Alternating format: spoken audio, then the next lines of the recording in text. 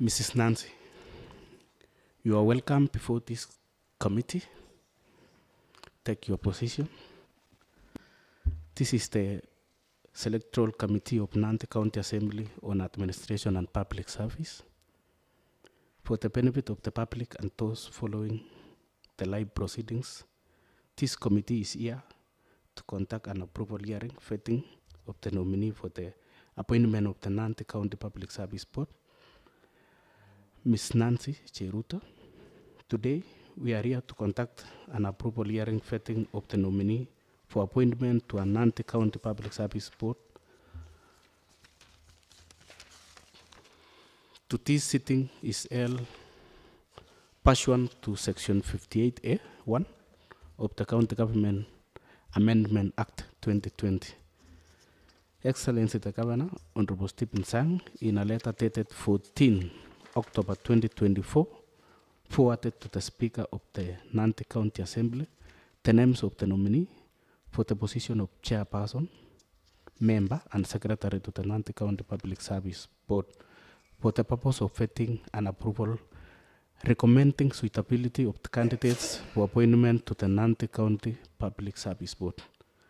Consequently, a newspaper advertisement notice was issued on 7 December 2024, calling for the submission of memoranda for or against any of the nominee and to notify the nominee about the approval hearing dates and schedule. Owing to other official engagement by members of this committee outside the county, and was placed on the newspaper advertisement on Tuesday 10 December 2024, rescheduling the approval hearing vetting dates from 17 December 2024 to 18 December 2024. Further, this is held pursuant to Nandi County Assembly Standing Orders number 194, 5F. Before we can proceed further, may I ask the legal counsel to administer the oath to the nominee.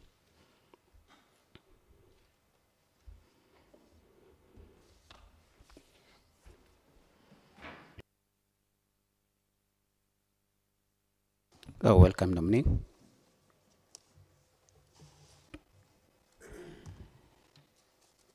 Kindly inform the committee whether you subscribe to any religion. I'm a Christian. You can proceed to swear yourself using the Bible. I, Cheruto Nancy, having been invited for vetting and or approval hearing and to present documents before this Administration and Public Service Committee, do solemnly swear that whatever I will say and or present before the Honorable Committee shall be the truth, the whole truth, and nothing but the truth, in line with the Constitution of Kenya and all other laws of the land, and that I'll to the best of my ability, aid it perform its roles without fear, favor, bias, affection, or prejudice. So help me God. Thank you, nominee. Kindly put in your name, append your signature.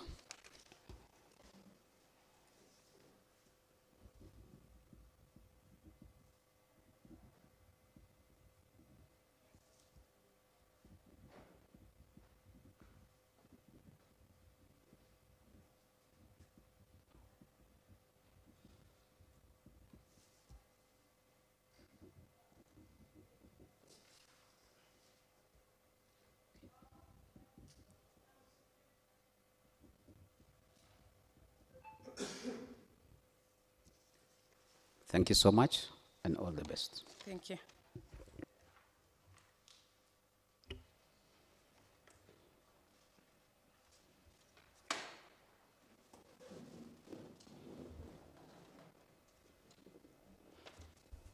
Thank you, Chairman. So thank you so much, the council, together with the nominee for that exercise. Let us move to introduction. And I begin. I'm Honorable Emmanuel Chemalan, MCA from Kilibwani Ward and also chair to this committee. Thank you, Chairman. I'm Honorable Edwin Kiprop, MCA Nandi Swadon, also member to this committee. Honorable Isaac Mosbey, MCA Kaptumokaboi Ward, and a member of this committee. Matata Benjamin, MCA Kapsabet Ward, and a member to this committee. I am Honorable Silas Kogo, MCA for Sangalo Kiblonik Ward, and also a member to this committee. Thank you. I'm Sarah Mutual, MCA Koswai, member. Thank you, Chair. I am Keter Julius, MCA Jamundugam Getun Board. Thank you so much, honorable members. Let me keep opportunity to the Secretariat to introduce themselves. Good evening, Nancy.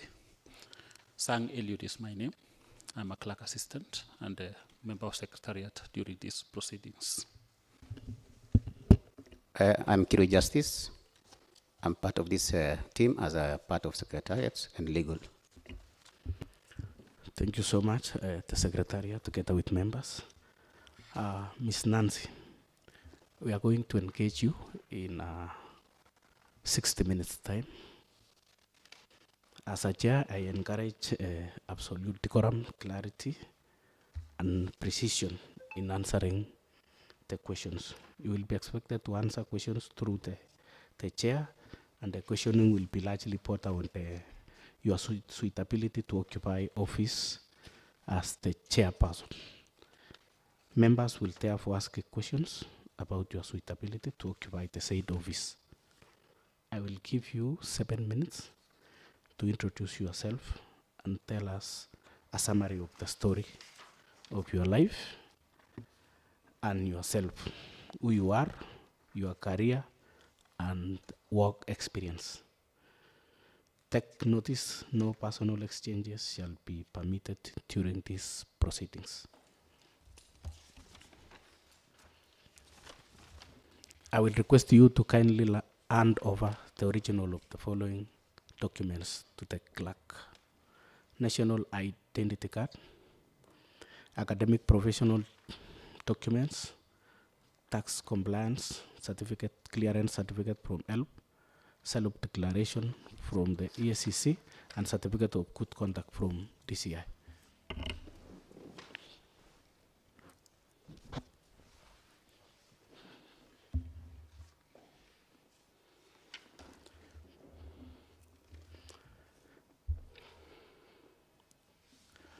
Thank you so much, Nancy Cheruto. Have you ever been in charge in the and convicted in the court of law? No. Have you ever been involved in any such practices bordering on favorism, nepotism, dishonesty, or otherwise? No. At a personal level, what is your net worth? Approximately 8 million. Give a detailed breakdown of their composition, assets, cash, immovable assets, and properties. Okay, thank you, Chair. I have pension at the county pension fund. I also own shares at the LSK Sacco. I also do farming. I own some piece of land. Those are Marco owned with my spouse. I also own a private vehicle. Yeah, cumulatively they come close to 8 million. Maybe through the chair, I think you've asked the nominee to give us a breakdown. Maybe that pension fund is how much shares, approximate farming, land, and the vehicle. Yeah. Thank you, Chair. Okay, thank you, Chair. Maybe for the vehicle, it's okay. It has not been valued of late, but I would approximate it at 1.2 million. Then the land is close to 2 million. Then pension. Pension is close to 2 million. Then I do farming, for which at the end of the year, it gives an income of close to 1.5.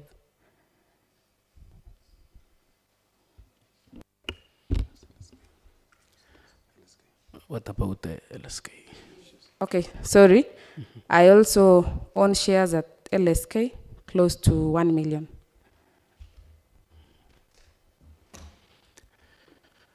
Okay, let us move on.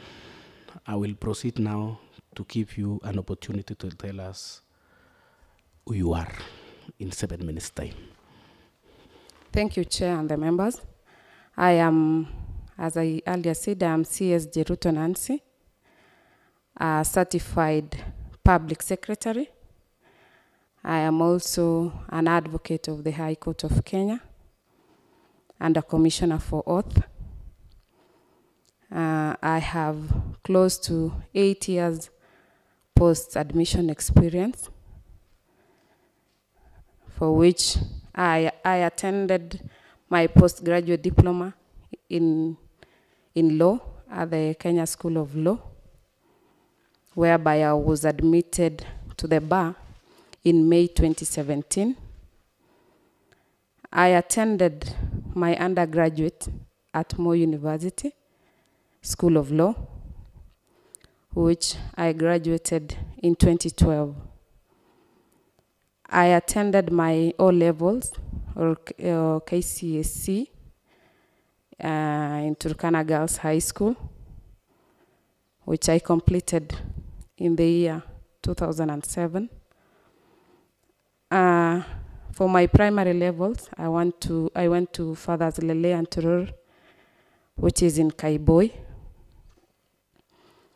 Since my admission, I have worked as a legal officer at the county government of Nandi. I started from the county executive up to the year 2020, when I moved, or I was employed through an advertisement at the County Public Service Board, where I held the position, or hold the position, of principal legal officer in charge of compliance and ethics. Again, during my time as a principal legal officer, I have held the position of acting CEO. That is from last year, November 2023, to date. I also held the acting position sometimes between 2021 and 2022, where I was assigned the duties of the CEO still at the County Public Service Board. As the principal legal officer, I have been in charge of attending court matters or advising the County Public Service Board on legal issues, doing advisories to the board. That is when I was in my position as the principal legal officer. In my position as the acting CEO, I implement the decisions of the board.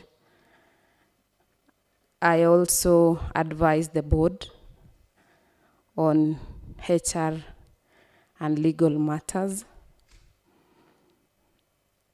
I also head the secretariat of the board, which is composed of 3 sections. So I head the secretariat. Yeah, that is basically what I do. Thank you, Chair. Okay, thank you so much, nominee. I now open the session, and I'm going to give honorable members the opportunity to ask questions. And let me begin with Honorable Edwin. Okay, thank you, Chairman. To our nominee, going through your CV, after pursuing your CV, can you lead the committee on what you have done for the board to demonstrate that you have proven your track record in developing legal, ethical, and compliance strategies on the current status of the Nandi County Public Service Board?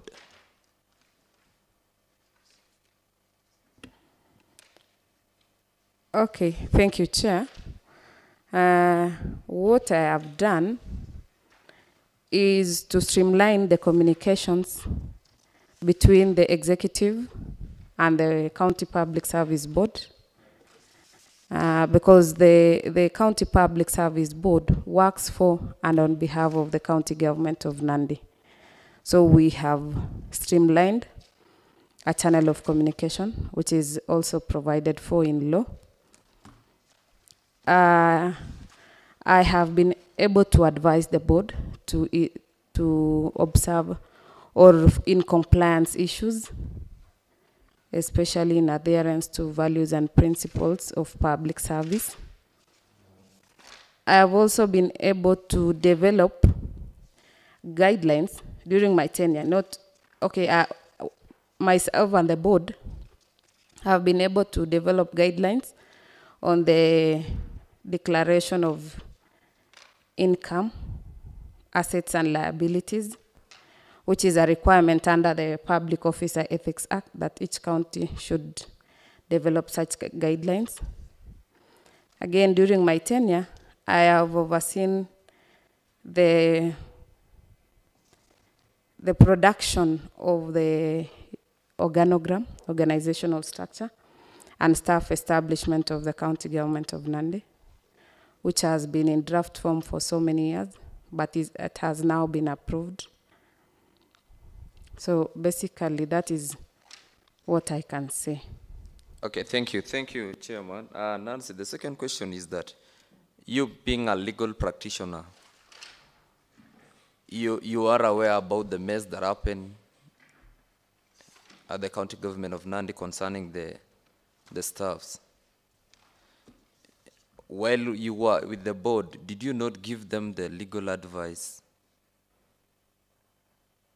concerning the mess that has actually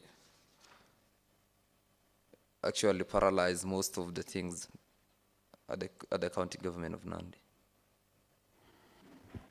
Okay, one of the functions of the board is to advise the county government on human resource issues and streamline human resource issues, which when it came to the attention of the board that there were issues that had happened, the board in its meeting decided to do some streamlining, and that is what led to what happened. It was You've part said, of Nancy, a follow-up. The board concerning the advising the human resource. Before advising the human resource concerning this, how the staffs were employed, don't you see that there were illegalities that were done, you being a legal practitioner? Yes, there were illegalities. That is why it led to the board employing the provisions of Section 75 of the County Governments Act to revoke the appointments, because they noted that there were illegalities. Meaning that the board revoked the appointment letters after you've already employed. The staffs were already employed. Then the revocation that was done recently, after the Public Service Commission has done the due process, that most of the staffs were employed illegally, meaning that the board never legally advised the right thing to be done.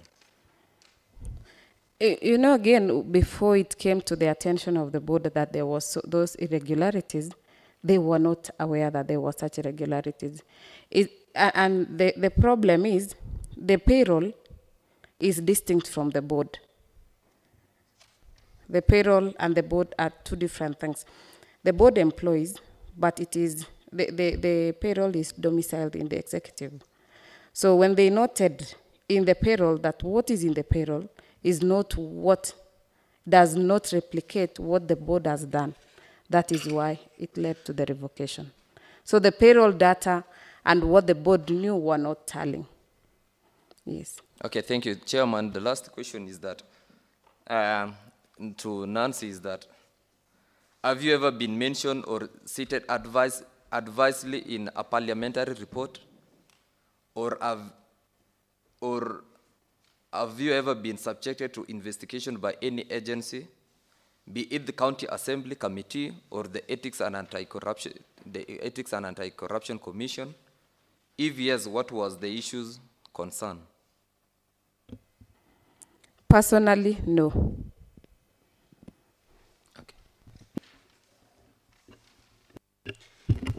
Chair, maybe a follow-up Honorable question. Chair, I think, Honorable Chair, you should remind the nominee that she is under oath and she should not lie to this committee. Secondly, a follow-up question on the issue of the issues that have happened. When were you seconded, or when did you take the position of the legal officer in the Nandi County Service Board? I was appointed in 2020. As the legal officer? Yes. So from 2020, as the legal officer, were you not aware of these illegalities that were going on? I was not. And you are the legal officer? You know, if irregularities are going on and behind your back, it is until such a time that it comes to your knowledge. Maybe on a follow-up question, you've mentioned that you've never been investigated. Is that the true position? Yes, personally, I've never been investigated, save for when we appeared before this ad hoc committee on... So what was the ad hoc doing?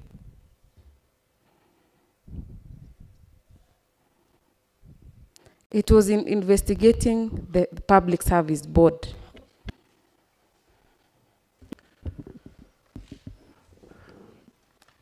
Let me call Honorable Mosby to proceed to answer questions. And again, nominee, you will answer questions through the chair.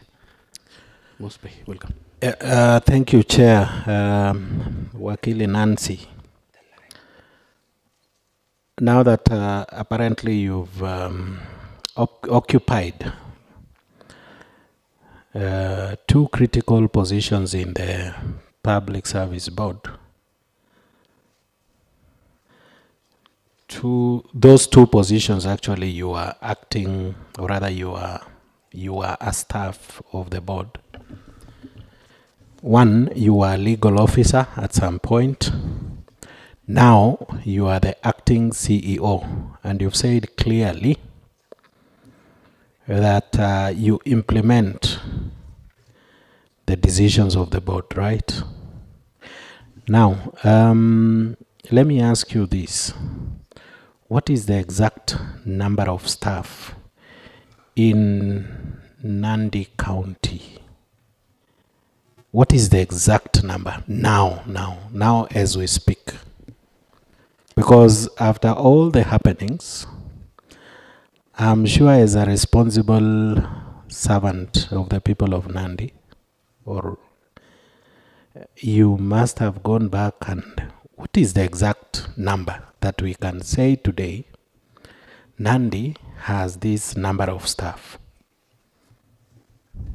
Thank you, Chair. Currently, after conducting the staff head count, we have 2,931 officers in the county. 2,931. That is as a result of the head count that we conducted recently. And I'm hoping these 2,931 does not include the ghost workers. Does it include the ghost workers?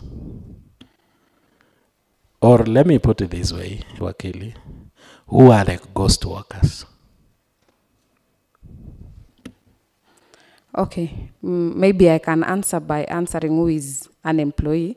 Is a person who has been employed by an organization and performs functions or reports to work according to the laws and regulations. So if I go to a ghost worker, it is a person who does not offer services to an organization, but in many instances is being paid. So it is a person who is being paid for a service not rendered. So how many are those? After the head count, how many are the ghost workers?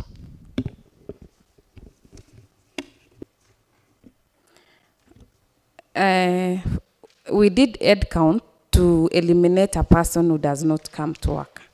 So the person who appeared for head count first is that they are physically present, is 2,931. And that we completed recently. The next step would be to know where each and every person under the 2,931 is or works. It is a process. So that you get that someone is a ghost worker, it is a process. Because the other one was physical verification of these people. So through the chair again, in short you are saying, the actual people who are serving, the people of Nandi, they have offices, they exist physically, are 2,931. Yes. Now another question. After the audit by the Public Service Commission, a number of staff, the appointment of some staff was revoked, right? When was this revocation done? What were the dates of the revocation? The appointments were revoked sometime in September. Thank you. Now, through the chair again, most, if not all, before their appointments were revoked, they had seen their pay slips. Actually, they had worked, right? Whether they were right or not, they had worked. And it is evidenced by the pay slips that they now have. Particularly those who printed, they have them. What happens to them? Shouldn't they? I know you are not in charge of payroll, but what is your advice? Have they been paid? Have these people been paid for the time they served? Before I ask my last question. Okay, thank you, Chair. For that, you will allow me to be limited because of the court issue. But I would like to comment on the issue of a payslip. Payslip does not really mean proof of payment. Because if maybe a payslip is posted, then maybe as an employee you commit an offense before the money is released or the payslip is actualized. The employer in whichever organization has the right to stop the payment pending investigation or pending whichever disciplinary. So in actual sense, payslip is not proof of payment. It can be, salary can be stopped even after posting a payslip. Thank you, Chair, but I'll request that, Chair, you will give me one more time. Let me donate the time now so that you can give me back. Okay, allow me, Honorable Matata, to keep Honorable Sarah. And then I will. Thank you, Honorable Chair. Matata? Yes. It's a follow-up question. Okay. Thank you, Nancy. You have answered well that somebody might be dismissed due to some reasons after the pay slips are out, and still the organization can stop the salary. But for this case, what made the board to dismiss those people? because they had already been receiving the salaries. And then all of a sudden, at the middle of the month of September, they were stopped, and even the salaries of August, they were not given, and they worked. Yeah. And the mistake was done even before those days, and they proceeded having the salaries. Okay, thank you, Chair. For the revocation, it was out of the irregularities that the board noted. That is why they revoked the appointments. And now when the appointments were revoked, I can imagine the salaries had not been paid. And now you would ideally stop pending now any other outcome, for which currently the case is in court. And in fact, it was in court today. We're waiting the directions of the court on the way forward on those matters. And it has been adjourned to Friday. So we will get the actual thing on Friday from the Court of Appeal. Chair, still on a follow-up question. So are you confirming to us that revocation of those letters is it actually originated from the Public Service Board, where you are serving? Yes. The law only allows the board to do revocation. There is no other office that does revocation of appointment of any officer in the county public service. It is only the board. Okay, so you are confirming you have been working in the same office from 2020 until recently 2024 is when you realize that is when the board realized now there is a problem and they start revoking those appointments. I can say yes. 3 years down the line. Thank you. Okay, welcome, Honorable Matata. Okay, thank you, Honorable Chair. Maybe first and foremost, I would like to ask CS, is it CS Nancy?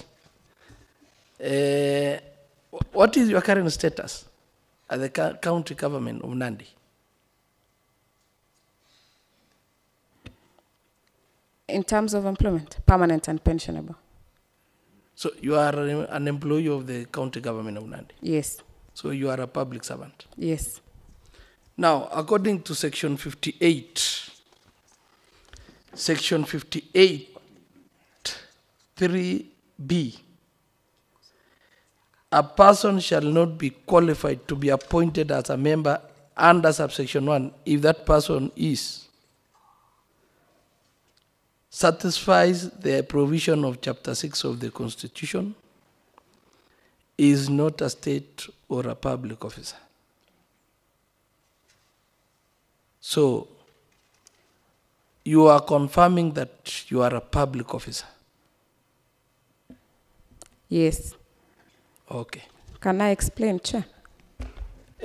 My next question. When did you graduate as a CPS, yeah? 2023. 2023. Yes. Now, Madam Nancy, I've gone through your CV. You've been acting, when was the exact month? For when you are now certified. Certified. December 2023. And when I see your CV, and I want to believe that you are the one who wrote this CV, you've indicated from June 2021 to June 2023, you acted as the CEO of the Nandi County Public Service Board. First and foremost, are you confirming that you are the writer of this CV? Yes. So, from June 2021 to June 2023, you acted as the CEO of the Nandi County Public Service Board. Is it the true position? Maybe it was a typo for the CV, but I was assigned duties of the CEO.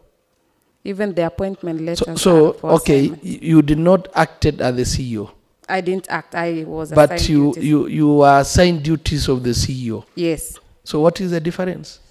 Okay, for assignment of duty, the law provides that if you do not meet all the requirements to hold that position, then you are assigned duties. It is a special duty.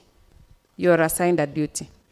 But for acting appointment, Can you, okay, finish and then I. and then for acting appointment is when you meet all the requirements for appointment to that position. Can you please direct this committee to the relevant provisions of that law that you are saying? Okay, for acting, that requires that you meet all the conditions, it's section 64 of the County Governments Act. And for assignment of duty, it is in the County Human Resource Manual. I can't really tell the exact section, but it is in the County Human Resource Manual. Now, there was a signature that you signed. True or false? On behalf of Edwin Mayo. I wish I could know the specific document. It was an appointment letter. No. You didn't sign. I have never signed an appointment letter on behalf. What did you sign? On behalf. You know, for when you are in an office, you can sign for or on behalf of someone, but not an appointment letter. I wish I could have that specific document. You know the letter that you signed. The invitation that you projected last time during the ad hoc committee. You know that letter.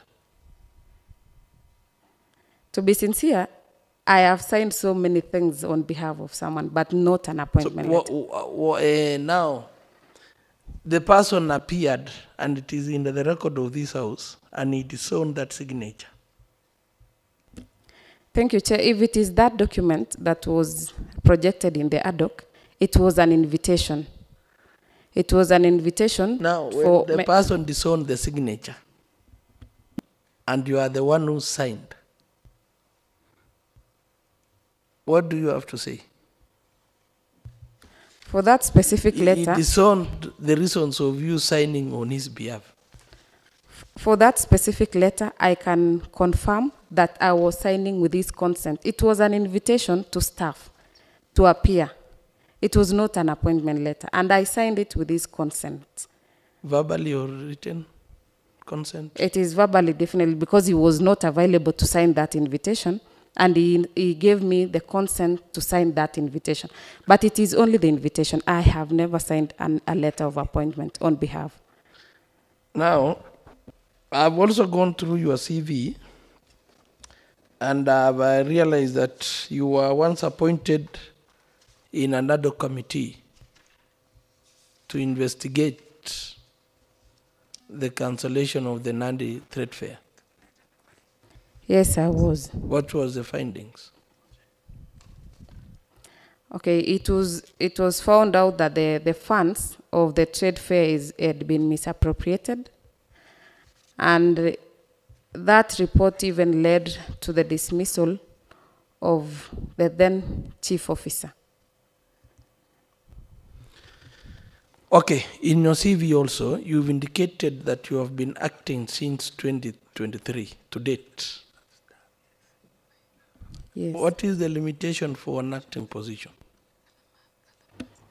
Okay, acting appointments are issued for a period of 6 months, which can be renewed for a further 6 months. And also, it provides that the person, or until the position for which the person is acting is substantively filled. Like for my position, I acted from last year, though there was an advert for the position that I acted on. the court stopped it, and that is why it went beyond the 1 year.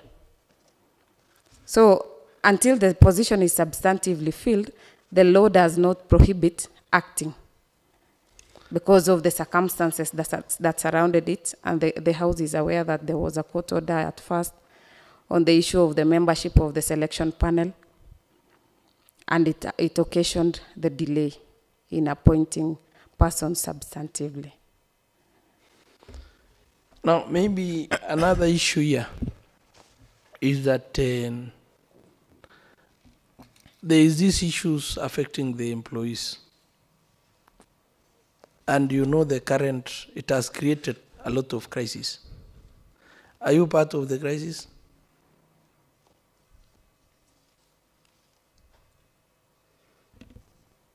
Maybe I didn't understand well. The current crisis affecting the Nandi County employees. It is a crisis. We all accept that there is a crisis. And this crisis has originated from the service board. You've admitted that the board knew that there were some irregularities. So you being member of the board, are you part of the crisis? Maybe through the chair, I can't confirm that I'm part of the crisis, but I'm part of the persons who are trying to find a solution to the irregularities, but I'm not part of a crisis. Who caused the crisis? The irregularities that happened. From who? From the appointment letters that were issued without the consent of the board. Which body? Sorry? Which body issued the appointment letters? Ideally, it is the board.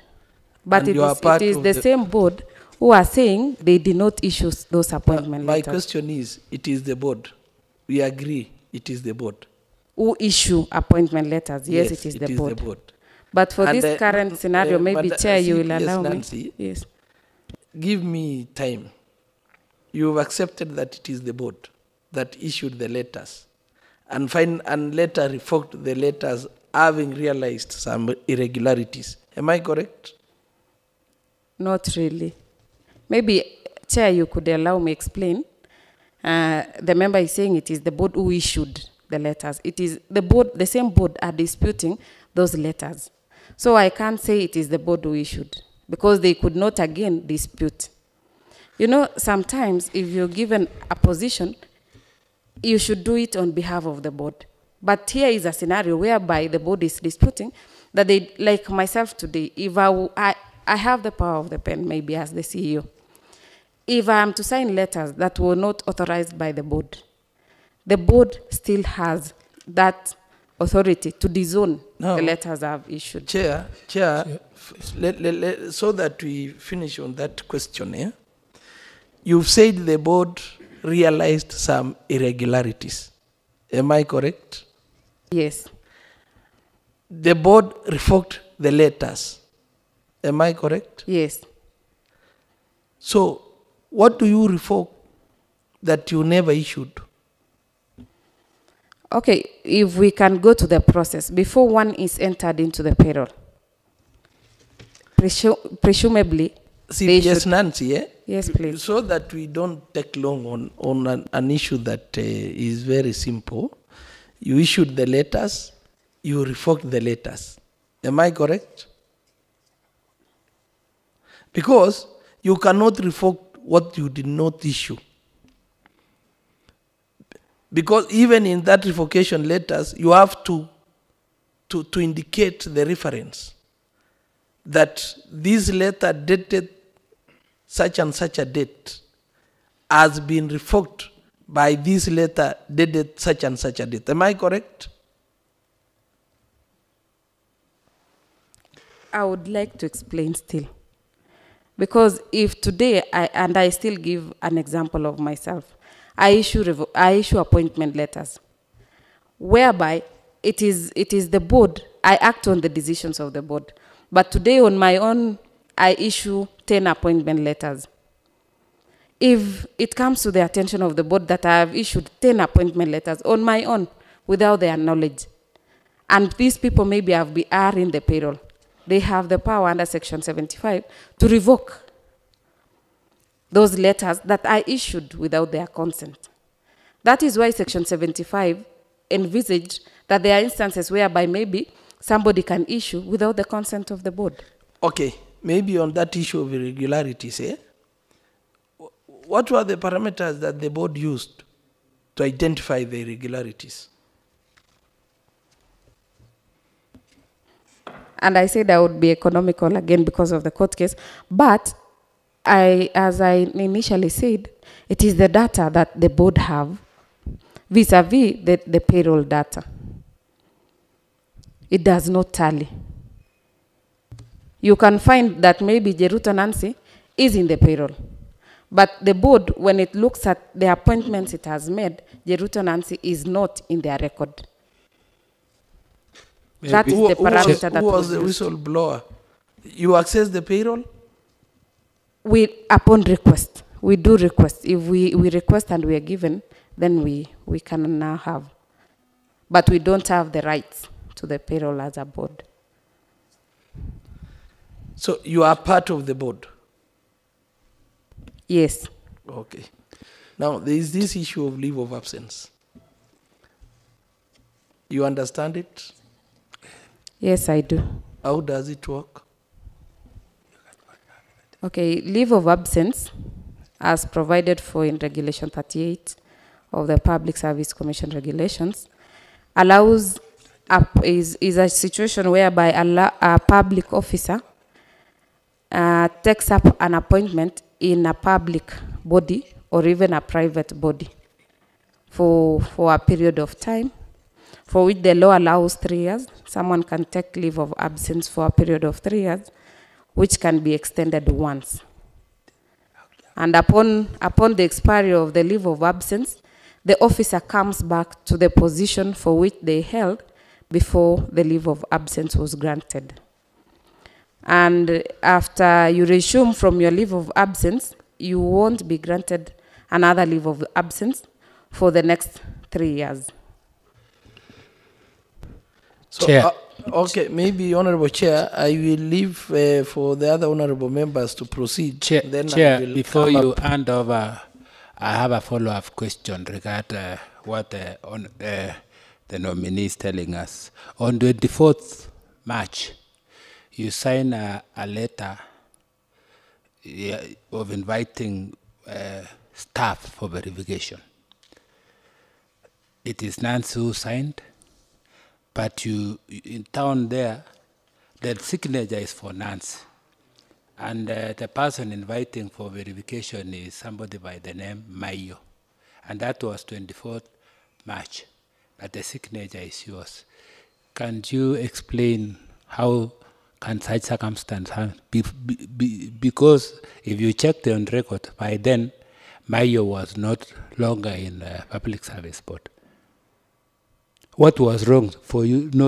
You could have right CPN Nancy inviting those people, yet you were acting that particular time, but you decide to use someone's name. Chair, that letter the date of that letter is during the period for which Mayo was acting. I don't think if it is March 2024, it is March 2023. Maybe if Chair, you can confirm the date of that letter. It is 2023, not 2024. I couldn't have signed 4 when the person was no longer there. I signed 4 because it was him who was the holder of the office then. And you can denote a mark on it. It has a mark. That straight line means 4. So it was not that I was signing, and it is 2023. Because inviting people to Kaimosi, that exercise was in 2023, not 2024. Now, there is also another letter for revocation of those appointment letters. That one was for August. Who signed that letter for revocation? I did on behalf of the board. Now, Okay, let me take you also to county government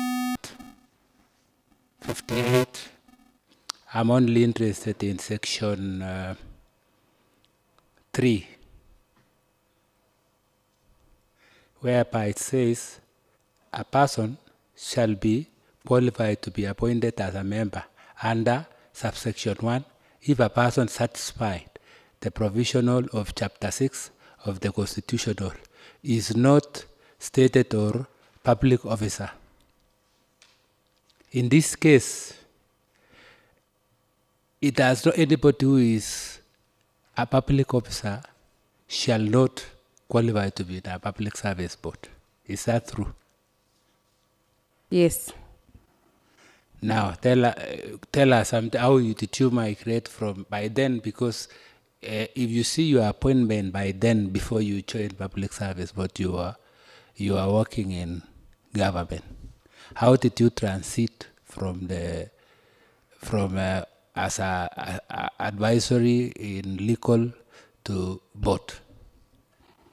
Okay, in 2020, the board made an advert for a legal officer, for which it called for applications. We applied, and I emerged successful.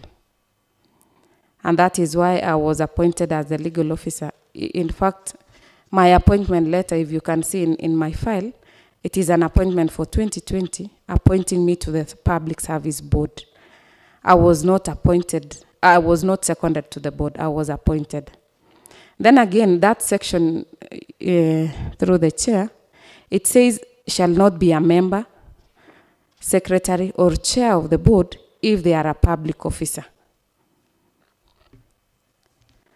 For this purpose, if today I find favor in this honorable house, because I have not been appointed yet, if today I find favor and you approve my nomination, before I take up an appointment with His Excellency the Governor, I will resign from public service. I will cease being a public officer. And in acting, maybe if I understood the member, maybe saying I acted while I was a public officer. Acting appointments, you are paid 20% of the basic salary. That shows an acting person, it was envisaged that it should be a person already serving in the public service. Because if you're paid an allowance of 20% of your basic salary, that shows you must be in service. Because a person from outside would not have basic salary. But today, if I find favor in this house and you approve my nomination, before I'm appointed, as the law said, you cannot be appointed if you are a public officer. If I will resign, then I take up the appointment. Then by then I will cease being a public officer. Chair, so I know my time has not yet come. I was still doing some follow-up question whereby I thought it was not clarification. So because in this case, I'm now confused. There is a question my colleague asked about this. You say this office, which is Public Service Board, you have been acting on sub position there. And the same Public Service Board realizes that there is a problem caused by the same board that you are sitting on. So in this case, you want to, how will you distance yourself that you are not part and parcel of this problem? You know, in the board in its meeting that led to the revocation, stated that they did not participate in the issuance, or they did not permit or authorize the issuance of those appointment letters. That is why they are distancing themselves from it. They are disowning. They are saying they did not take part.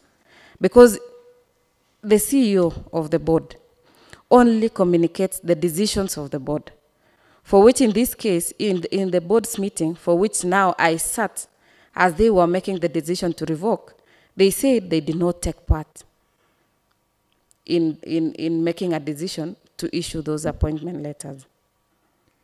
Now, Chair, through the Chair, I'm still in board. Can you explain, give us how you normally how do you normally send transmission from board, assuming that there is an interview or there is a letter that you have that has been given to one of the staff?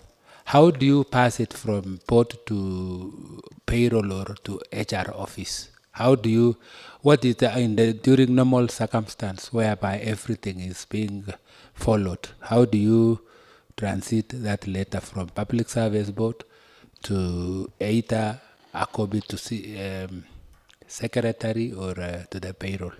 Who normally hands over those letters? Okay, thank you, Chair.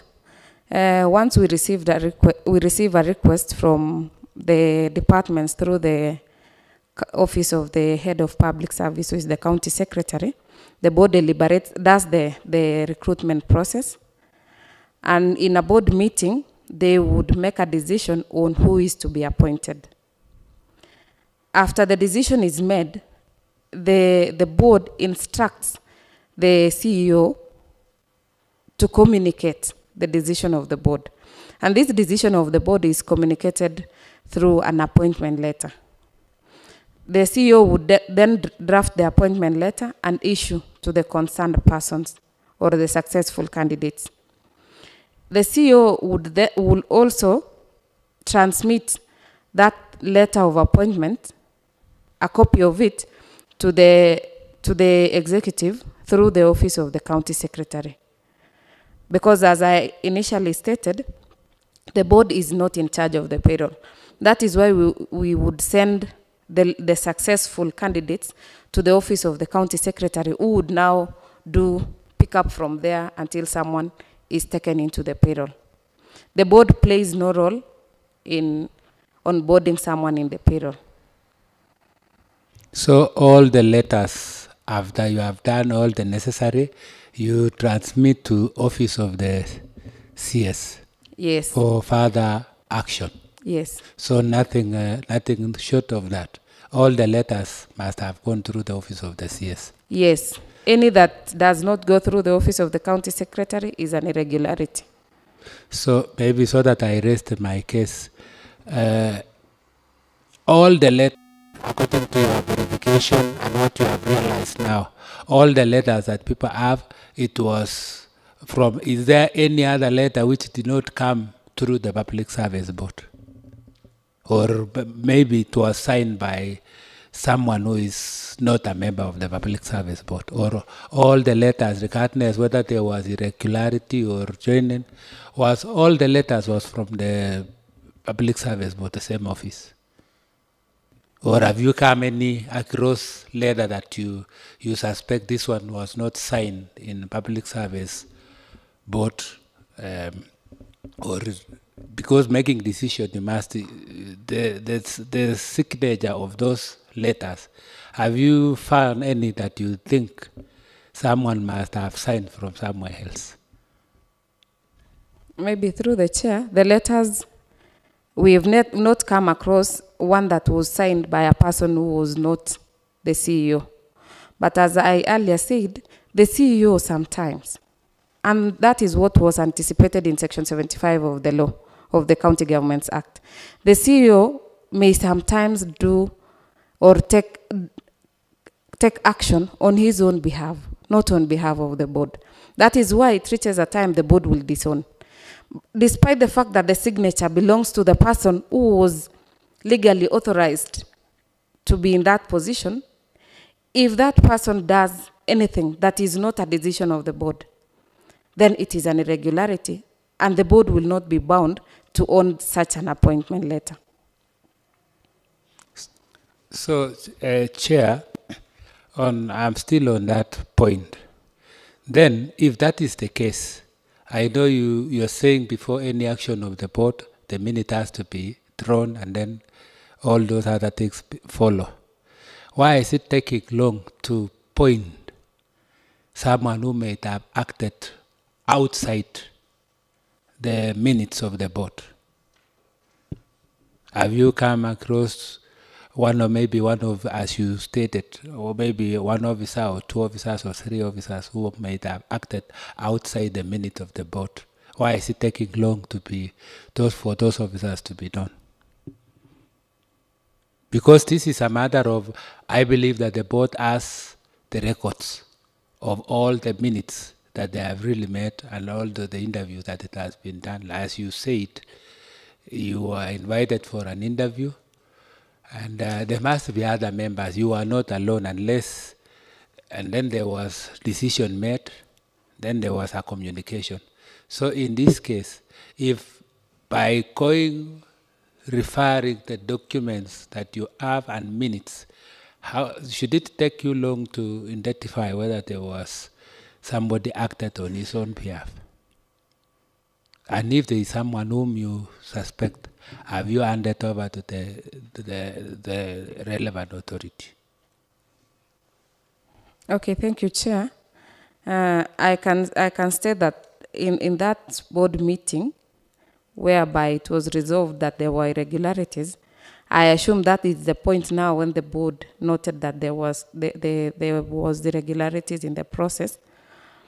And then on the person who signed, okay, the name is there, but unless that person whose name appears there disputes that that is not their signature, then we can say that that person was acting on their own behalf, because it is the same board who are saying we did not authorize these appointments.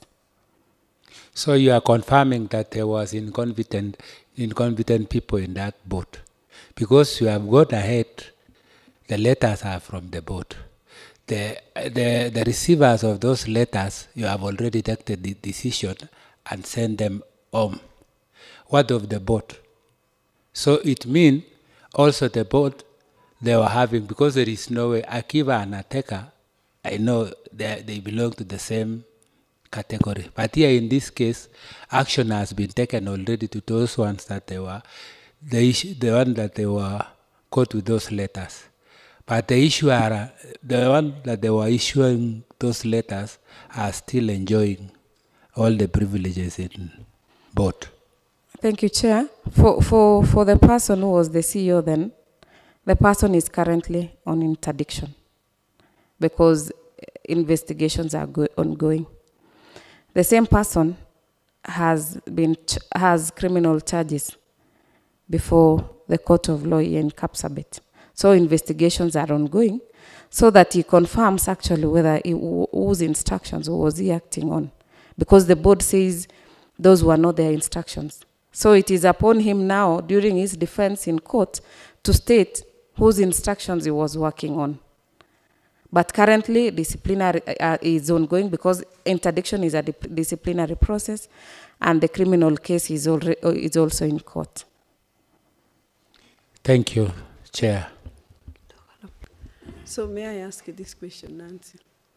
So were you there in board when the appointment letters were being issued?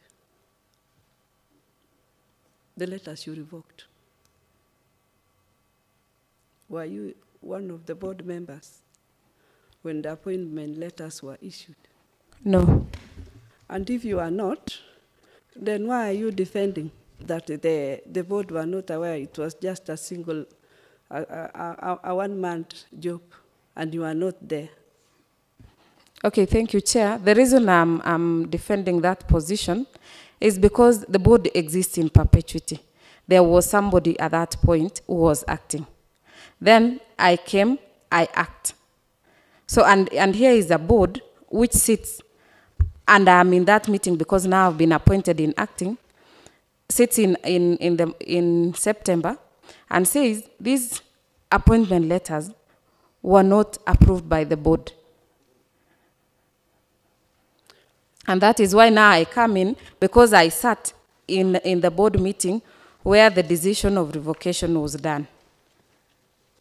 Do you have evidence that they were not approved by other members of the board, the letters? Maybe if they can testify themselves, because it is in that board meeting that they said they are not aware. So you are acting on hearsay?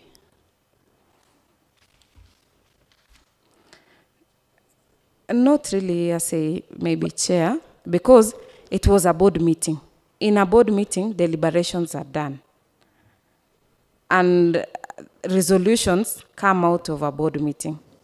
And the board resolved that they did not issue those letters. So how many yes? Okay, how many letters were issued?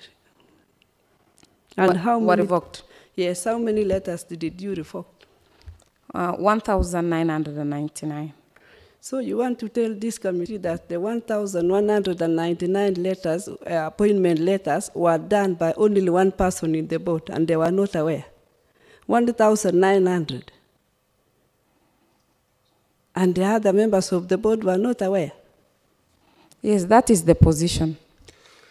It is the position that one person did all these 1,900. Almost 2,000 appointment letters was done by only one person, the CEO by then, the acting CEO. And the rest were not aware. By virtue that they held a board meeting whereby I was seated as the secretary of the meeting, and they said they did not own up, then that remains the position. And it took them how long to notice that the letters were issued?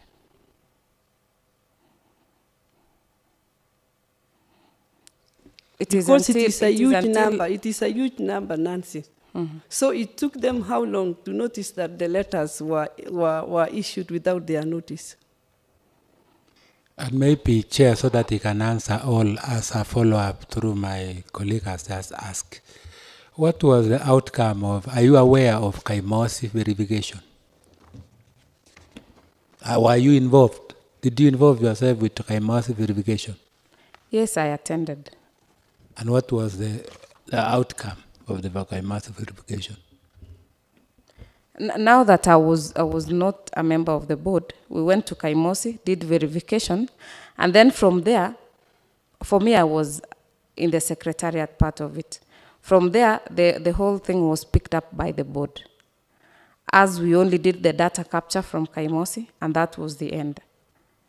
So your main work was to capture the data? Yes, as a secretariat. Yes, according, since now you are in the same office, after Kaimosi, did the letters or did the employment increase or decrease? The employment?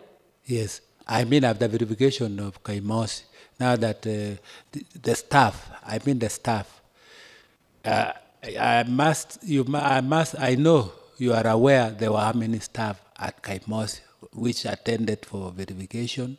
Then thereafter, there was the second verification now that made the board to revoke all these letters. Now, after Kaimosi and findings, how many staff did you find in Kaimosi?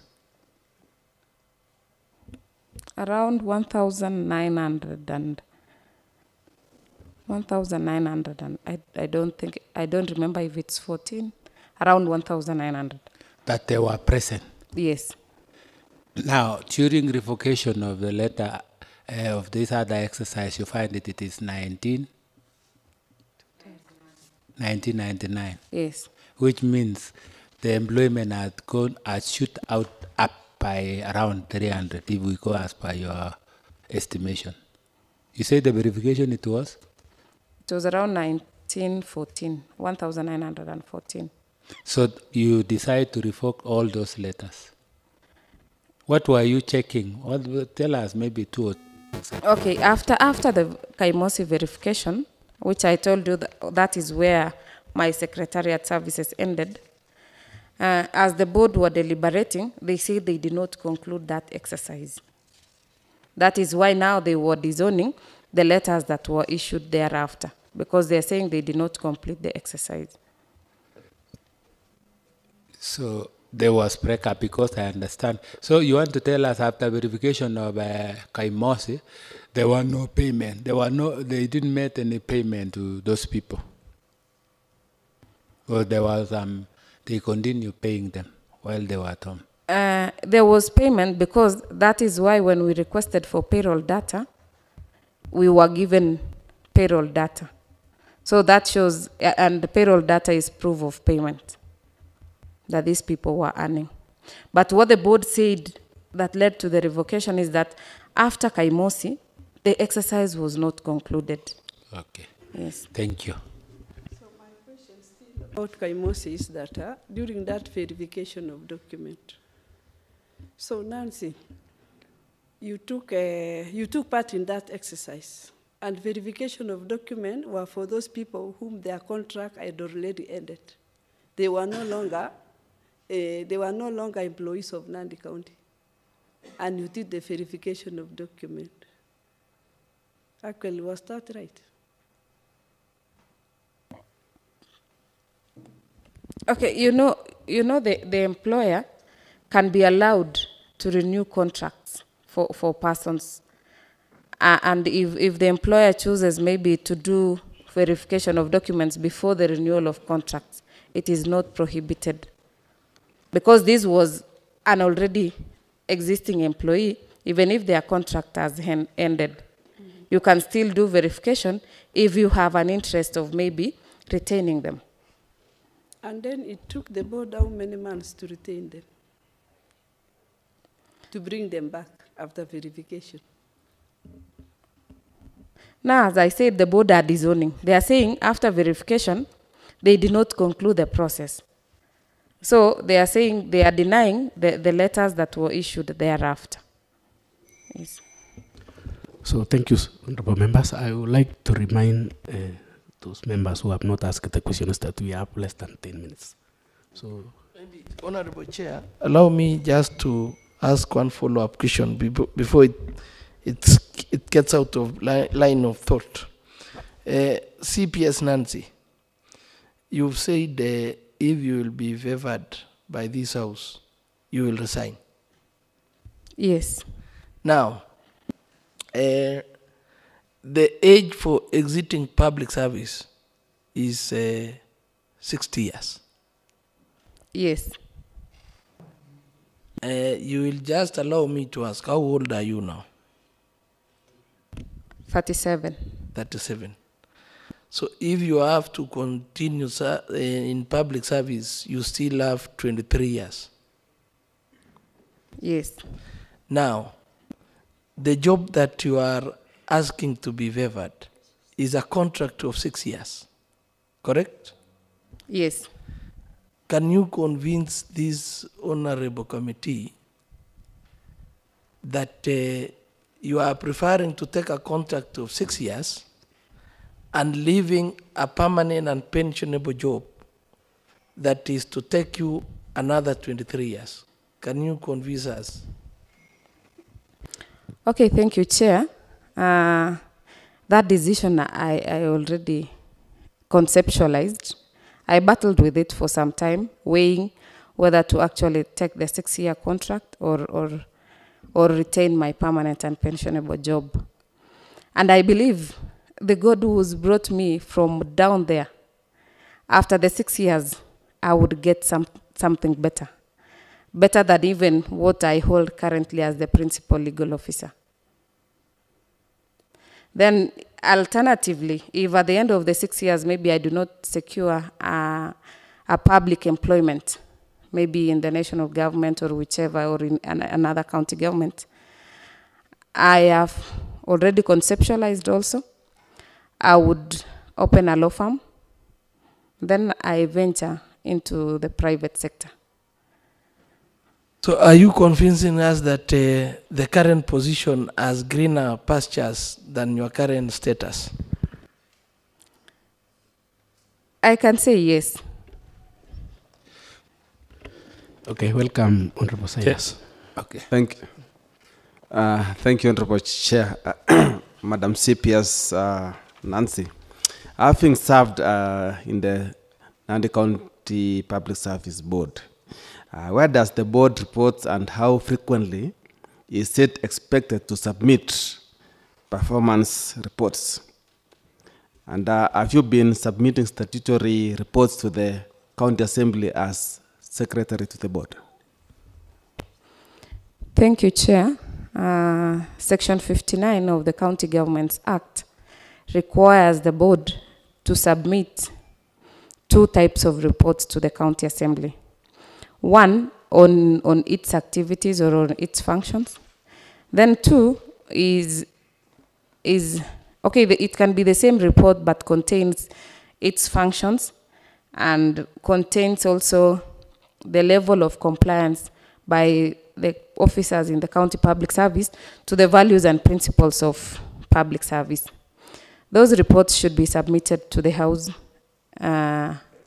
annually, which we have been submitting. Even the time as I acted in 2021, we've been submitting, save for last year. Last year we didn't submit their report because there was a contention on, it is the person who spearheads the drafting of the report to the assembly is the CEO. So there was a problem because we would not want to submit inaccurate data because, as I told you in our last encounter, there was no handing over report because it is from the handing over report that we could do our report to the county assembly. So if we were to report to the county assembly then, because that was some weeks old for the report to be submitted, if we were to submit a report to the county assembly then it would not be an accurate report. Through the chair, Madam Nancy, so you are telling this committee that after this time, as from last year, you have not submitted? For the 2023, we have not, because of the contentious issues that are there. You can see there is a lot of things that are happening in the county, the court cases. So we can't really have accurate data to submit because the holder or the person who keeps records of the board is the CEO. So if you come to a scenario whereby there is no handing over, what actually would you report on? Maybe a follow-up question to my colleagues so that I know I will not have much time on, because I have exhausted, I've been injecting.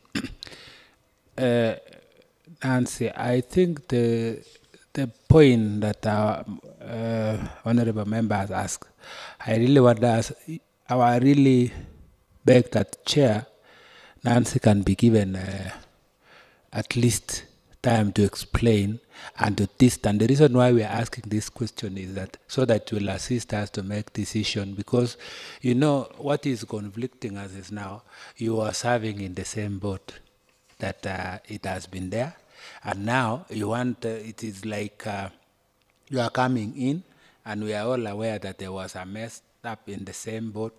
So I'm only asking you, take much of your time to convince us and those viewers that you are not part and parcel of the mess up that it is there currently.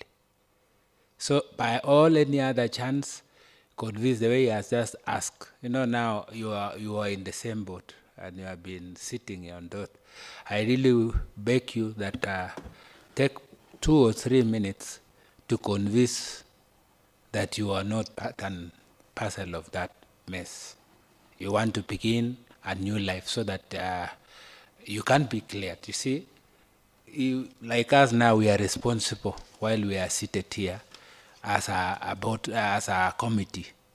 Now, you are also sitting in the same boat with those other people, though with little limitation the way you have said. So can you concentrate on that area so that people, those that are following up and us also, can understand more and that you are not part and parcel? Convince us. Okay, thank you, Chair. Maybe I can start way back in 2021, when I was acting. I acted in 2021 up to May 2022, when I went on maternity leave. That is in May 2022. When I went on maternity leave, Mr. Mayo was appointed to act on that position. That is now from May, after I left, up to 2023, September. So he served for the entire period. When the contracts were coming to an end, I was not a member of the board. I was not even acting as the CEO of the board. So when the contracts came to an end, as I said, the Kaimosi exercise, I was just there as part of the secretariat. I was not sitting in the decision-making organ, which is the board. I was just a member of the secretariat. Like today, the members on this other side are the ones to make decisions. The members of the secretariat would only facilitate, but they are not making decisions. They don't sit in that body that makes decisions. That situation applies to me. I was a member of the secretariat from the time I came from leave up to 2023, when now I was appointed again to act. So that is after 1 year of service of my predecessor. So I came into maybe that decision-making organ, which is the board, late 2023. And it is out of that exercise that the board says that there were these irregularities, for which I was not in the decision-making, I was not the CEO, I was just a member of the secretariat as the legal officer.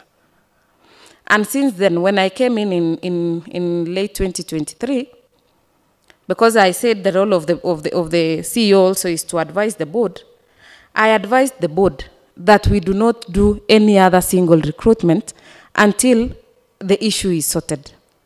And I can authoritatively confirm to this House, since I was given that position, we have never done any single letter of appointment. Because I told the board, we can't do letters of appointment on top of issues that we are currently facing. So I can tell this panel, it is close to 1 year, I have not done any letter of appointment. Because to me, you would not want to do additional things into a problem you already have. For me, I believe in solving one problem before venturing into another thing. And I'm doing it again. I have never signed any letter of appointment since then, because of the position that we should solve the problem at hand before now we start afresh. Okay, let me allow Honorable Silas to complete these questions. Okay, thank you, Chair. Madam Nancy, you've been acting in that capacity. During your tenure, in the acting capacity as the secretary to the board, what is it that you have not done that you will strive to achieve if given this opportunity? Thank you, Chair. Okay, I would not really say I will start, because I already started during my acting appointment, streamlining the board processes, having clear lines on where, who starts where and who ends where. You know, if we were to adhere to the law, seriously, we could not have missed any step in our processes. Because it is clear in the law that processes begin from need identification of the department. Before it gets to the board, all parameters will have been cleared. Availability of vacancies, availability of funds. So I have started, it is a process, I have started streamlining those processes, geared towards now having an efficient and effective public service. The other thing I would want to really advocate for is budgetary independence of the board. Despite the fact that this House approves the budget of the board, that budget is managed centrally. So it would sometimes be a problem to execute our functions or our mandate. Like we should be educating the public officers across the county on the issues of values and principles. But you know, planning over something that is being held elsewhere is a big problem.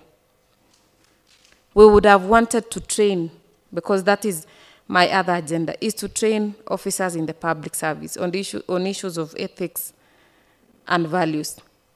But now, everything surrounds around resources. And it has been very difficult for the board to implement because of the centralization. So if if given the opportunity, which I have started advocating though, that we become independent in terms of the budget. And it will bring much difference in the execution of the functions of the board. And also strict adherence to the law. Let's follow the legal processes and all shall be well in the county. Okay, thank you. Through the chair, finally, I have only one question. Now, Chapter 6 of the Constitution of Kenya it talks of integrity, accountability, transparency, which are some of the benchmarks of the service delivery to the citizens. Now, what do you understand by these terms? And how are you, or how are they relevant to the Nandi County Public Service Board? Thank you, Chair. When we talk about the values under Chapter 6 of the Constitution, which ranges from accountability to transparency, accountability is this situation whereby you are called to account for whatever thing you do, or for whatever position you hold, for whatever your responsibility you've been given. You should account for each and every step you've done. Transparency is doing things in an open manner, in an open and fair manner. Like if you were to fill some positions, the law requires that you do it in the dailies, in newspapers of wide circulation. That would also entail transparency. The other thing maybe that would enhance service delivery in the board is digitizing the board processes. And that is part of the thing I would really advocate for. We digitize our processes so that anyone from anywhere could just key in and monitor or see what the board has done. But currently, due to financial challenges again, we have not been able to go digital as a board. But it is our prayer, and it is the prayer of the board in general, that we get to that point whereby we go digital, and it will enhance that transparency. Because even we will be uploading our activities, we will be on that digital platform where everybody would monitor, would see, and we would engage. And also transparency in terms of public participation, allowing feedback from the public. We would enhance that mechanism, though we've been having it. We usually get clients at our offices and they give us their feedback where we have gone maybe astray and they have recommended some things. If it is doable or it is within the law, we usually implement. We take feedback seriously as a board. Though it is now the physical, it is not digital feedback, it is the physical. And through the chair, Madam Nancy, do you believe that you have the three items or qualities, that is integrity, transparency, and accountability? Just a yes or no answer. Yes. Thank you. And my final question is, Madam Nancy, why do you think this committee should approve your nomination to be the secretary of the Nandi County Public Service Board? Thank you. Thank you very much. I believe I would deliver on the functions as scheduled in Section 59 of the County Governments Act. My principle, I usually like adhering to the law. And as I said, if we adhere to the law as a board, and we strict adherence to the law, then we would not miss any step in that. And by saying I would advocate for strict adherence to the law is by virtue of the oath of office, the oath I took as an advocate of the High Court of Kenya. I would advise the board in my position to always adhere to the law. And I believe that would enhance the service delivery. That would clear the stalemate in the county government of Nandi. And I know one day we will be a model board. I think you have answered. I want, honorable members, time is not on our side. I will allow one question. Honorable Matata Mosque. Okay, thank you. Sarah. So Thank you, Honorable Chair. Mine is a concern. Have you ever taken a risk? Yes. And now that you've also made a decision that you better take this 6-year contract against a 23-year service in the public, will I be right to request you to take a risk and give us your resignation letter before we retire to make a report as per Section 58? Can you take that risk, a bold risk? That is so risky, Chair, because what if I give you, what if I give you my resignation and then you don't approve my nomination? Where will I go to? I will have resigned. This house will not have approved my nomination. Then I will go home this early and I have not. So through the you don't believe in yourself, Madam CPS. You No, don't want to take risks. At this point, I should not believe in myself. I should believe in this house that they would approve my nomination. But it will be a dangerous risk for me to resign today when the report of the house is not yet out. Must pay. Thank you, Chair. And just a follow-up, because Chair, remember I had asked that to be given some time after the first questions I asked. Now, just quickly, if you are considered, you've said that you would resign, isn't it, from your current employment status, right? Yes. Why don't you choose to take a leave of absence? Why don't you choose to take a leave of absence? In any case, from other reports, you have some of your employees, some actually, to be specific, not less than 2 CEOs who are serving on contracts, and they are on leave of absence. Why don't you follow that route also?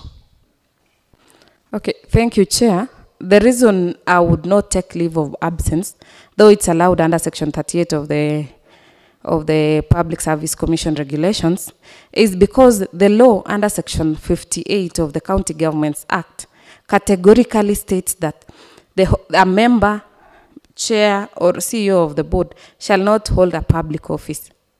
You know, if you are on leave of absence, you still remain a public officer.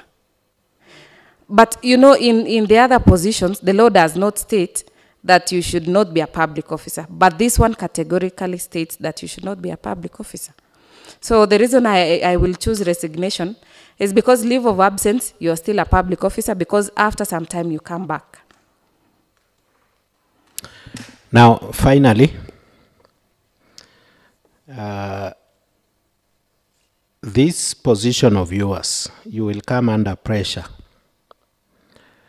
from the public, but most importantly, from the appointing authority, and even us, the Assembly. Because don't forget that in Section 59B, a vote of 75% of this House can remove you from your position. How are you going to cope on this? How are you prepared to cope with this pressure?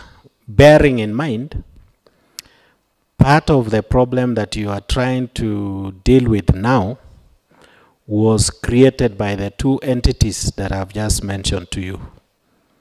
You go to, I and His Excellency go to a funeral. The public pleads that take this girl, take this boy, and Nancy is also in attendance, and God forbid, because we don't wish that happens, but I'm thinking of a hypothetical situation. We instruct you that on Monday, let a poor girl, let a poor young man pick a letter of appointment. How are you going to deal with that? And then finally, is on the reports, section 59, section 59(5)(a) of County Government Act obligates you to give us annual a report by December, or actually December. It is very specific. December, you should give us a report of your activities. Have you given one now that we are in December? Thank you, Chair. Okay, let me begin with the annual report. Currently, we are the tail end of that report, and we endeavor to deliver the report before the end of the year. So that one, we are at the tail end. We already began, and we are almost winding up. And we endeavor to submit. Chair, sorry for interruption. I want Wakili to commit to us, because we are used to this. In the past, we are told, she knows that we are about to go for Christmas, and maybe the report is not there. Nancy, if you could explain that because of the chaos, we are now recruiting chair, we are looking for secretary, we don't have a report coming.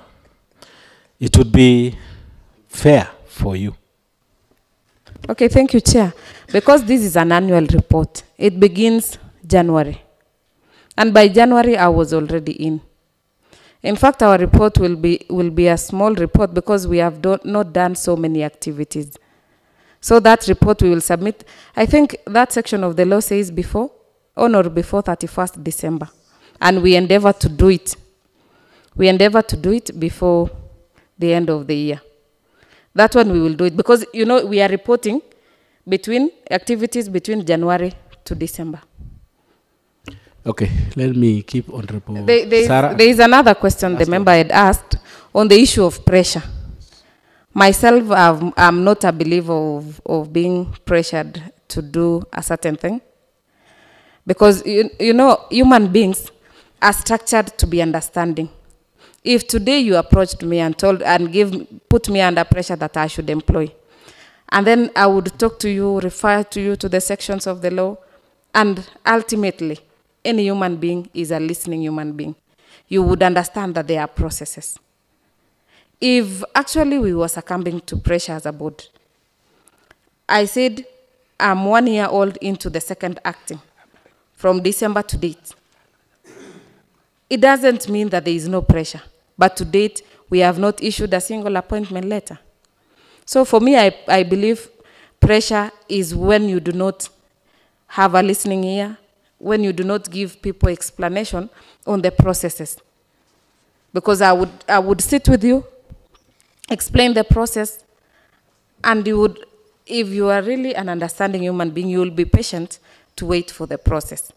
And that is why it is not that for 1 year now, nobody has requested for employment. So many people have requested, but it should be within a process. It's okay, Nancy. Let me keep Sarah. On that note, so that it can be clear, what do you understand by the end year? Because when we talk of end year, I know the government, the way it runs, it has its own years of ending, and like these other years, for the sake of public that are watching or are following up this conversation, what do you mean by end year? You are supposed to be submitting when does the end year end in this case? Okay, for end year, it has two meanings. There is the calendar year, which is January to December, and there is the financial year. But for the annual reports that are submitted to the county assembly, it is an annual report because it says on in December. So it is a calendar year from January to December. What of quarterly report?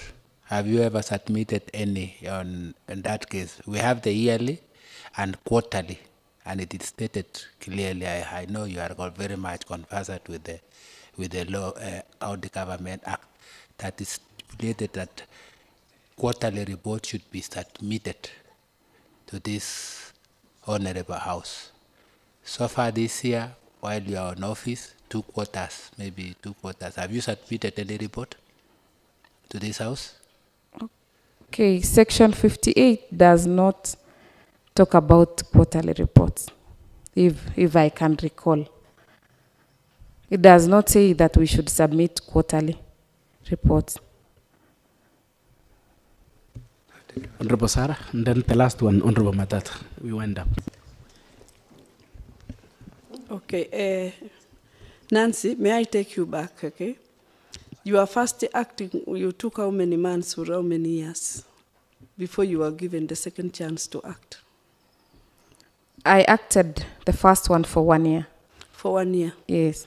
And now you have acted the second one for? It's close to...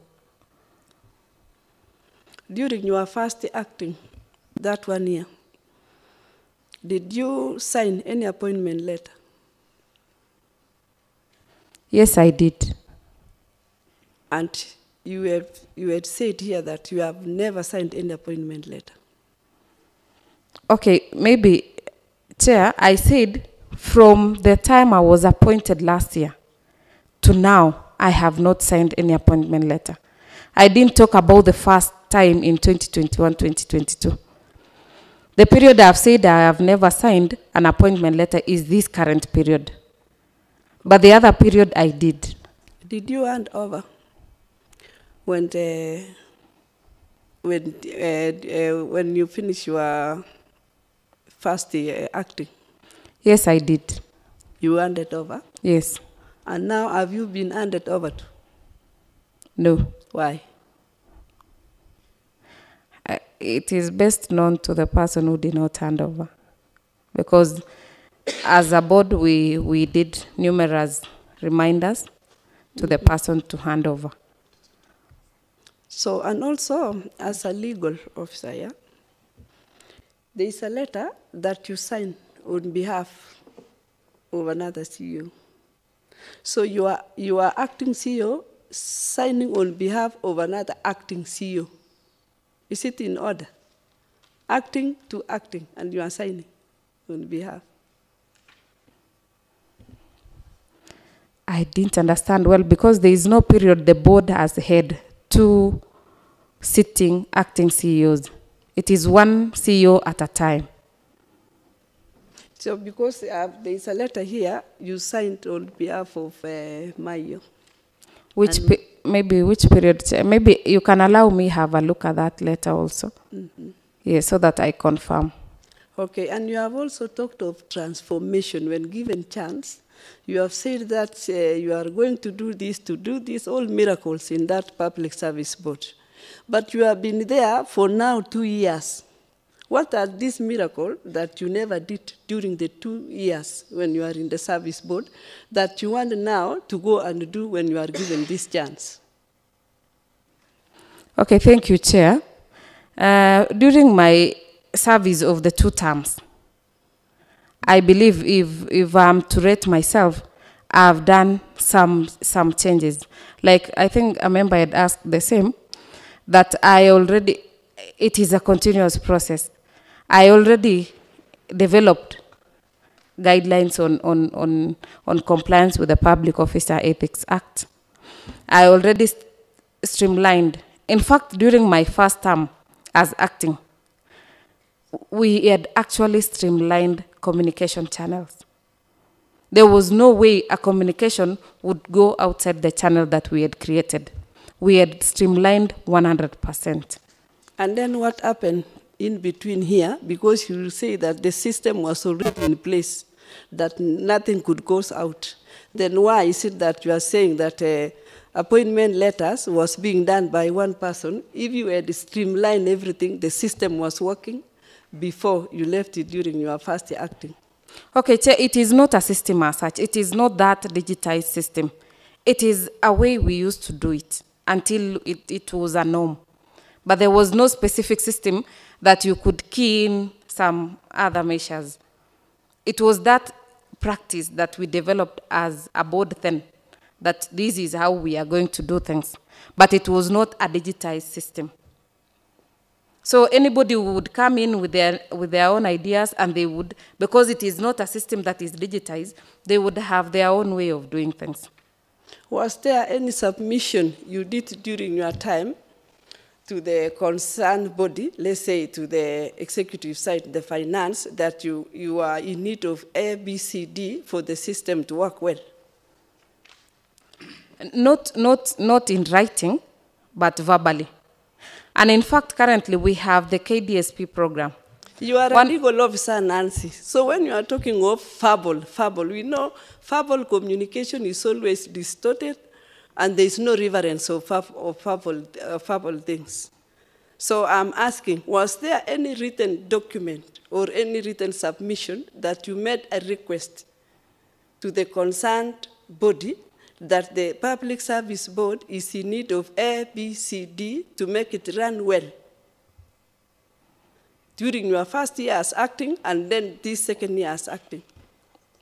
We didn't do any written communication. But I can confirm to you, Thank you. Maybe, let me wind up 1 minute, Chair. I can confirm to you that during the KDSP, this year's KDSP program, it has a component of HR. And since we do not have that digitization in our budget currently, we requested that we be considered in this KDSP program so that we go digital using the KDSP money. And that is on course currently.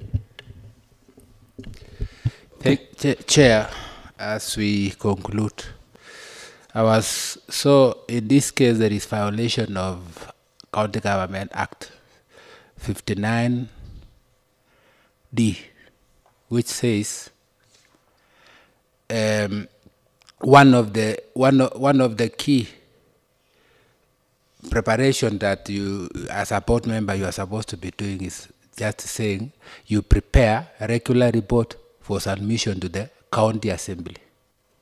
That is D, which up to then, since you have been acting and the board, there is no report that you have submitted to this house. Secondly, if you go to F, the same, it say evaluate and report to the county assembly, which means you have not evaluated on matters to do with HR and all those other things. You see, if there was such kind of evaluation that you normally do, maybe within the quarterly or, as you say, yearly, we could have even prevent these things from going to the worst. Now, Nance, since you are saying you didn't sit as a full board member there, what will you do? How sure are we that you will comply with the same law? Or what measures? Convince us on how you will do so that we don't brush shoulders as we move. Okay, thank you, Chair. The reason I say I would ensure I would comply is because in 2021, during my tenure, we submitted those reports to the House. And again, this year, we endeavor, as I told you, we already began the report writing. We endeavor to submit again this year's report. So from the track record of 2021, where we used to submit the reports, we will again do it this year. Okay, Honorable Matata. Okay, thank you, Honorable Chair. CPS Nancy, mine are 3 concerns, and they are very direct questions. One is, we are now reading and we are agreeing on the contents of Section 58 of the County Government Act, that no public servant should serve in the board. Now, what do you have to say if you have public servants in the board? Is it legal or illegal?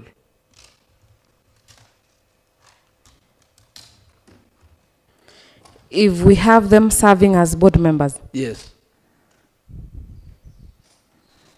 it would be illegal. It would be illegal to have a public servant yes in the board. Yes. It will be illegal.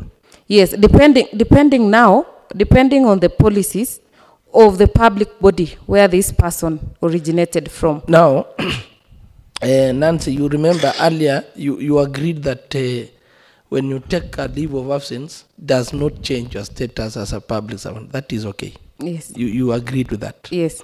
Now, what do you have to say? The current board, we have 3 members of the current board with leave of absence, and they are in the board. Is that board legal or illegal? The members of the board are not on leave of absence because the current acting chair resigned from TSC. Are you, Nancy? Yes. Don't get your hand into hot soup. It is better you answer. Don't answer things. They are in the records of this house. So, and those people that you want to defend, if we can extract some clips here, you might be defending the wrong thing. That's what I'm saying. They were here and they said they are on leave of absence. Save for the chair. The chair is resigned. The vice chair said, she never resigned, but she has retired last year, November 2023. So now... Okay, no, allow me not to talk on their behalf then. So what I'm saying, if they are true that they are in leave of absence, and you have agreed that taking leave of absence does not change your status as a public servant. So what is your take that now they are in a leave of absence and in the board? What is your take about now the board as it is now? Now I do not want to defend them, but you know this act. No, I'm not saying Nancy. I want you to understand me properly. I'm not saying you defend them. We are talking on issues legal, and the goodness is that you are a lawyer, and even an advocate of the High Court. Now, you've agreed with the contents of Section 58 of the County Government Act. You are now on record here that taking leave of absence does not change the status, does not change your status as a public servant. You are on record on the same. My question now is, we have 3 members of the board, the current board, that you are acting as a CEO. We have 3 members that they've made an admission in this house, and it is on record that they are on leave of absence. One of them confirmed to this house that she retired last year, November 2023, and already she was in the board. So my question is the board currently as it is it legal or illegal? That is my question. Currently as it is. Keeping in mind the contents of this conversation. Currently as it is legal because they have appointment letters. Secondly, maybe allow me, you know, this act that we are reading today is an amendment of 2020.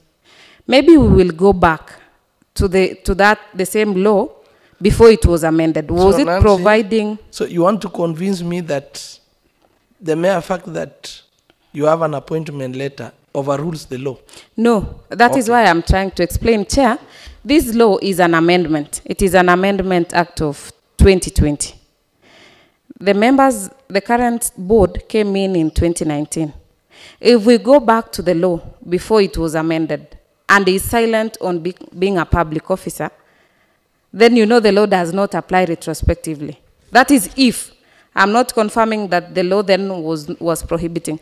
But if we can allow ourselves look at both laws, before amendment and after amendment. I think the law that we are talking in is an Act of 2012. But you know, it gets it Now, remains an another act question. of 20. Yes. Let us leave that one. And you've said you acted in 2021. Yes, I was assigned duties. And you signed the letters as a CEO. Yes. And you are not qualified by then. Yes, I didn't have a CPS. And I explained earlier when I was asked that if you lack some qualification, you are assigned duties. You are assigned to perform duties of that office. Have you directed us to that section of the law so that when we shall retire to make our report, we shall make a report based on the law? You know, now we don't want just to say that, because we need to, you as a legal practitioner, to direct this committee on the exact section of that law, so that it will also assist this committee when we shall be making a report to make informed decisions. And finally, as a lawyer, is it proper, and according to the Public Ethics Act, is it proper to act more than a year? Thank you. Maybe for the first question, you will allow me maybe give you that section of the law before I leave this house, because I will have to look. I know it's in the County Human Resource Manual that provides for assignment of duty. On the second question, whether it's illegal to act beyond 1 year, I would say it's not illegal, because until the position is substantively filled, then that position will be held in acting. And as I said, if I bring it to the context, the circumstances that led to this position being filled is well known to all of us. There was so much about the court orders. That is why the position has not been filled to date. But there is no law that prohibits, that says you should not act for more than 1 year. It depends on the circumstances. One last final question. So will I be wrong to say that in this whole scenario, is there some kind of favorism now that you have acted for 2 years? Will I be wrong also to say there was a delayed tactic to wait for you to finish the CPS course, so that you will be finally given this position? Will I be wrong, keeping in mind the events up to now? I would not attribute it to a delay tactic, because it was an issue of the court. If the court had not issued an order barring the other panel from executing its mandate, the position would have definitely been filled. So it can't be a delay tactic. Yet, you know, as a government, we should comply with the legal provisions. And there was a court order. So the filling of the position became a problem. And that is why another panel was reconstituted. And this is where we are currently.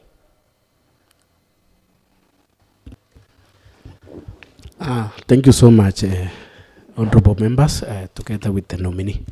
I think that makes the end of our engagement, and I would like to give you 2 minutes for closing remarks. Okay, thank you, Chair, and the honorable members. I want to really appreciate the interaction we have had. It has been a productive one. I really appreciate your time. And it is my prayer that if given this position, if you would approve my nomination, I would humbly request that we work together, because this is a sectoral committee on public service. We would work hand in hand to ensure that we streamline the public service in the county, because this is our county. And we should actually do good and do right for our county. And it can only be done by the Public Service Board in consultation with this sectoral committee, Okay, it is the entire assembly, but specifically this sectoral committee on public service. I'm hoping to have a good working relationship with the committee to see that the county grows and we have efficient working relationship. Otherwise, thank you very much, and I look forward to your positive response. Thank you so much. The committee shall retire for writing the report. We shall notify you on the findings and recommendation. Thank you so much. Ensure you take your original documents, and I'm calling upon Sajinatan to usher out the nominee. Thank you.